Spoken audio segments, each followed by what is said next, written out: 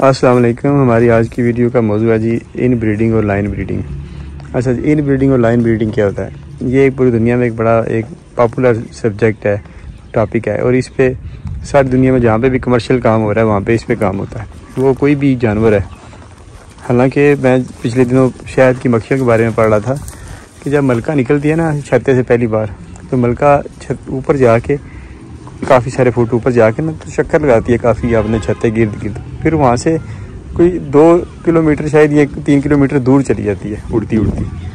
और फिर वहाँ क्योंकि मक्खियों का जो दायराकार होता है ना उड़ने का, वो ज़्यादा से ज़्यादा 2-2.5-3 किलोमीटर ही होता है, इससे बाई ज़्यादा दूर नहीं जाती। तो जब वो 2.5-3 किलोमीटर पे चली जाती है ना, तो वहाँ पे दूसरा जो हर्ड होता है ना मक्खियों का, तो वहाँ पे वो होती हैं, उनके नखट्टू जो होते हैं ना वो उड़ रहे होते हैं हवा में, तो वो ब्री मादा को ना उस मलका को हवा में क्रॉस कर देते हैं, तो वो क्रॉस होकर फर्टाइल होकर वापस आ जाती है अपने छत्ते में, फिर उधर आके अंडे देती है। तो उससे क्या होता है कि इन ब्रीडिंग नहीं होती। अब कुदरत का देखें कैसा करिश्मा है, कुदरत अपने आप को खुद ऑटोमेटिकली तरीके से इन ब्रीडिंग से बचाती है। अब देखें जैसे आपने अक्सर देखा होगा ये जो हड़याल वगैरह इस तरह के जानवर होते हैं ब्रीडिंग सीजन में बड़े लड़ते हैं आपस में। तो ये क्या होता है कि जो डोमिनेंट होता है ना वो दूसरे से लड़ता है, या दूसरे रेवड़ के वाले बड़े आके उनके रेवड़ में लड़ते हैं, तो जो फिर सबसे ताकतवर होता है ना वो आगे क्रॉसिंग पे फिर क्रॉसिंग करता है ना, तो उससे क्या होता है कि जो बेस्ट एनिमल होता है ना वो क्रॉसिंग में आता है, हैवीएस्ट, ना वो बच्चा होता है ना ज़्यादा बूढ़ा होता है, पूरा जवान। उससे क्या होता है कि जो जीन्स है ना वो आगे बेस्ट चलते हैं, फिर जानवर जंगल में सर्वाइव करते हैं, उनमें क़ुव्वत मुदाफ़अत बढ़ जाता है और सारे मामला उनके बेस्ट हो जाते हैं। तो इसलिए ये एक ऐसा सब्जेक्ट है कि जिसे साइंस मानती है। हम इंसानों में भी ये चीज़ देखी गई है। मैं ज़ाती तौर पे कितने ऐसे लोगों को जानता हूँ जिन्होंने रिश्तेदारों में शादियाँ की मुसलसल, और उनकी औलादें जो हैं वो माजूर पैदा हुई हैं। मेरे जानने वाले ऐसे लोग मौजूद हैं आज। तो इसलिए ये इन ब्रीडिंग जो है ना ये बिल्कुल गलत एक चीज़ है, ये बिल्कुल नहीं करनी चाहिए। तो इस पर हम आज जो है ना वो बातचीत करेंगे कि इन ब्रीडिंग और लाइन ब्रीडिंग ये क्या होता है, इसके फ़ायदे नुकसान क्या हैं। अच्छा, इन ब्रीडिंग कहते हैं कि जैसे ये 2 भाई हैं, ठीक है, हो सकता है इसके साथ कोई इसकी बहन हो, ठीक है, तो ये ब्रीडर अच्छा है ना, तो हमने क्रॉसिंग पे डाल दिया, तो इसने बहन को क्रॉस कर दिया, माँ को क्रॉस कर दिया, ठीक है, आगे आने वाली इसकी नस्लें जो है ना उसी नस्ल को क्रॉस करती जा रही हैं, तो ये इन ब्रीडिंग हो गया। इसमें मसाइल बड़े आ जाते हैं। लाइन ब्रीडिंग क्या होता है कि ये एक पूरी फैमिली है, ठीक है, ये अलग फैमिली है, तो इनका नार इनकी मादा हो जाएगी, या इनका नार इनकी मादा हो जाएगी, तो क्रॉस जब होगा तो वो लाइन ब्रीडिंग होगी, उसके जीन्स और होंगे, इसके और होंगे, तो वो जो है ना आपस में फिर वो मसले नहीं बनेंगे। अच्छा जी, अब इन ब्रीडिंग के मसाइल क्या होते हैं? इन ब्रीडिंग के बेशुमार मसाइल होते हैं। जो चंद बुनियादी चीज़ें हैं ना इनकी, वो ये है कि इन ब्रीडिंग से जानवर जो है ना आगे कमज़ोर बच्चे पैदा होते हैं। मतलब कि जो भी अगर 1 लीटर में 4 बच्चे, 3 बच्चे, 2 बच्चे पैदा होते हैं तो वो कमज़ोर आएंगे, ठीक है। अच्छा, दूसरी बात ये कि उनमें अक्सर में जो है ना वो जिस्मानी मजबूरी होगी बच्चों में, वो कोई लंगड़े लूले इस तरह के वो पैदा हो जाएंगे, ठीक है। तीसरा ये है कि जो लीटर होगा ना वो छोटा हो जाएगा। मतलब कि अगर पहले बकरी जो है वो 3 बच्चे दे रही है, 2 बच्चे दे रही है, अक्सर हमारे यहाँ पे ये मसला आता है ना जी कि देखा जाता है कि कुछ लोग कहते हैं कि हमारी बकरियाँ इतने बच्चे देती हैं, कोई कहता है हमारी बकरियाँ इतने बच्चे देती हैं। अब बात यह है कि वो बच्चे सारी बकरियाँ एक जैसी देती हैं। अब दुनिया में कोई भी बकरी की नस्ल है उसको जो कि स्पेसिफिकली बकरियाँ ही हो पूरी ना, क्रॉस ना हो, जैसे हड़याल क्रॉस और ये वो सुनने में आता है वो ना हो, तो अगर तो वो हास बकरियाँ हो, जैसे पाकिस्तान में आप देख लें कितनी नस्लों की बकरियाँ, ठीक है। अब आप किसी नस्ल की बकरी को भी किसी नस्ल की बकरी से भी क्रॉस करवा सकते हैं, ठीक है। आप जैसे देखें अमृतसरी को शेरी से क्रॉस करवा दें, बच्चे आ जाएंगे, ठीक है। शेरी को आप ये जो सफ़ेद बकरियां होती हैं उन्हें पता नहीं क्या कहते हैं, नुकरी बकरियां शायद, उनसे क्रॉस करवा दें तो उनके बच्चे पैदा हो जाएंगे, ठीक है। टैडी को आप मिक्स से क्रॉस करवा दें, ठीक है। टैडी को टापरी से क्रॉस करवा दें, ठीक है। अब अमृतसरी को मक्खी चीनी से क्रॉस करवा दें।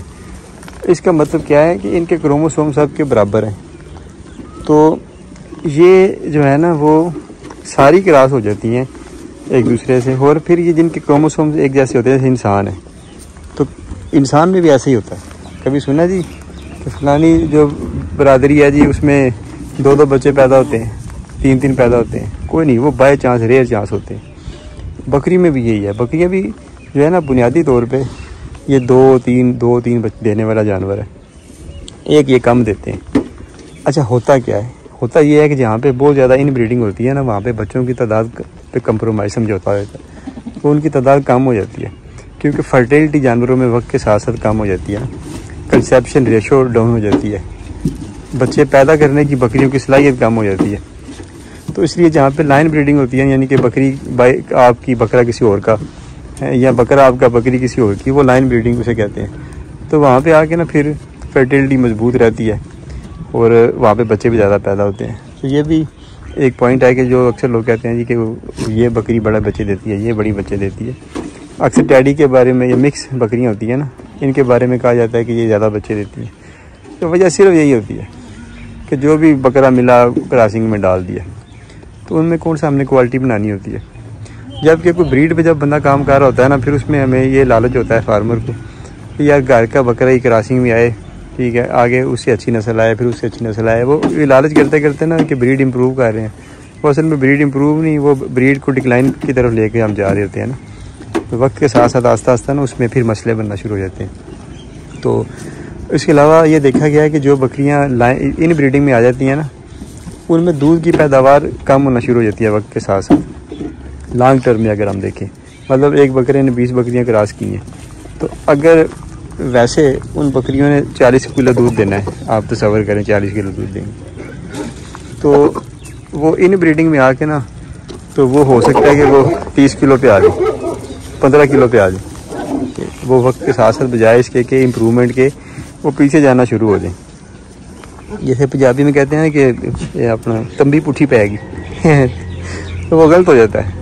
हम अपनी तरफ से कह रहे होते हैं जी कि ये इसकी माँ जो है ना वो 5 किलो दूध दे रही है जी, ठीक है। अब ये क्रॉस करेगा तो आगे बकरियां पट्ठे सारी पैदा होंगी तो वो 5 किलो दूध देंगी। अब होता क्या है कि वाकई माँ 5 किलो दूध दे रही होती है, लेकिन वो सेम ब्लड लाइन होती है, तो वो इन ब्रीडिंग में आ जाता है। बजाय इसके कि वो जीन्स इंप्रूव होने के, वो जीन्स के सप्रेशन में चले जाते हैं, डिक्लाइन पे चले जाते हैं। तो परफॉर्मेंस आगे जाने की बजाय परफॉर्मेंस पीछे जाने लग पड़ती है। सिलेक्शन हम अपनी तरफ से अच्छी कर रहे होते हैं, लेकिन वो परफॉर्मेंस एंड पे रिजल्ट नहीं आता। इसके अलावा देखा गया है कि बकरियों में जो साड़ू के मसाइल आते हैं ना, अक्सर क्योंकि इम्यूनिटी डाउन होती है इन ब्रीडिंग से, तो साड़ू के मसाइल बड़े आते हैं। बकरियों के थान वाने छोटे हो जाना, ख़राब हो जाना, साड़ू पड़ जाना। तो ख़ास तौर पे ये देखा गया जब बच्चे देती हैं उस वक्त उनमें सोजिश आ जाना, पानी आ जाना। तो ये इन ब्रीडिंग में भी ये बहुत ज़्यादा मसाइल आ जाते हैं कि इसे कहते हैं इन ब्रीडिंग स्ट्रेस, कि इन ब्रीडिंग स्ट्रेस का शिकार हो के जानवर तो कई जगहों से अपनी पैदावार को कम करता चला जाता है। कई जो इनमें एक कद छोटा रहना, ये भी एक वजह बन जाती है इन ब्रीडिंग में, कि बाज़ कद जो है ना वो कद ही नहीं जानवर दे पाते। आगे अच्छा बकरा क्रॉस करता है तो वही घर की बकरी क्रॉसिंग करते रहते हैं, एक वक्त आता है कद छोटे होना शुरू हो जाते हैं। तो हम कहते हैं जी बकरा तो बड़ा बड़ा है, बकरी नहीं ठीक, बकरी ढिड दी साफ नहीं है, ठीक है, बच्चे छोटे पा गए, ये है वो हो गया। बात ये होती है कि मुसलसल इन ब्रीडिंग स्ट्रेस से ना जानवर की ओवरऑल परफॉर्मेंस डाउन चली जाती है, जिसमें कद भी एक फैक्टर है, कद भी एक पहलू है। तो ये भी मसला बन जाता है।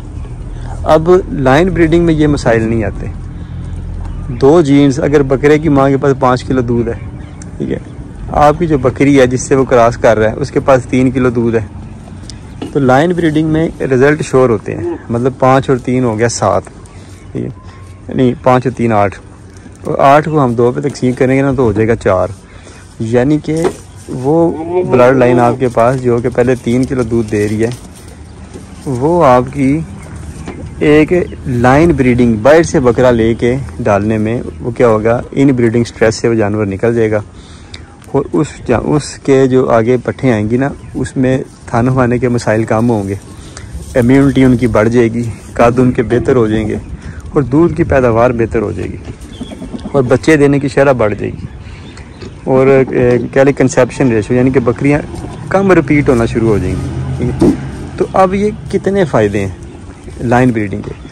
हम लोग अक्सर पाकिस्तान में, क्योंकि कमर्शियल लेवल पे हम ये काम नहीं करते, हम बस जुगाड़ लगाते हैं ना, चराई पर रख लिए जानवर, ठीक है, मुलाजिम रख लिए, जब चली कहते हैं ना चले जब तक चले तो ठीक है, वरना फिर एक वक्त आता है फार्म बंद कर देते हैं।